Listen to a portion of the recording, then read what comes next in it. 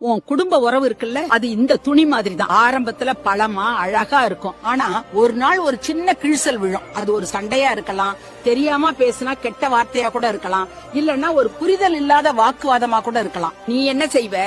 சின்ன கிழிசல் தானே, என்ன ஆக போகுது, அத கண்டுக்காம விட்டுடுவ, நாளைக்கு பேசிக்கலாம்னு சொல்லி ஒதுக்கிடுவ. உண்மை என்னன்னா, நீ அதை சரி செய்யாம விட விட அது மெதுவா பரவும். நீ பேசாம இருக்கிற ஒவ்வொரு மௌனமும், நீ காட்டுற ஒவ்வொரு அலட்சியமும் அந்த கிழிசலை பெருசாக்கும். நீ இப்படியே விட விட ஒரு நாள் அந்த கிழிசல் 2ஆ பிரிஞ்சு போயிடும். அப்புறம் நீ எவ்வளவு ஊசியால தச்சாலும் அது மறுபடியும் பழைய மாதிரி ஒண்ணா ஆகாது. சின்ன சின்ன கிழிசல் வந்த உடனே சரி செய்ச்சிரு. நாளைக்கு சரி செய்யலாம், இல்லாட்டி இத்தலம் ஒரு பிரச்சனையான்னு சொன்ன சில சேதங்களை நம்மால சரி செய்யவே முடியாது. மறக்காதப்பா, ஒரு உறவுல எப்பவுமே ஒரே ஒரு கிழிசலால யாரும் பிரியறது இல்ல. அது நீ கவனிக்காத 1000 சின்ன சின்ன கிழிசல் ஆளாதான் பிரியறாங்க. அதனாலதான் சொல்றேன், இப்பவே தச்சிரு, பேசி சரி செஞ்சிரு.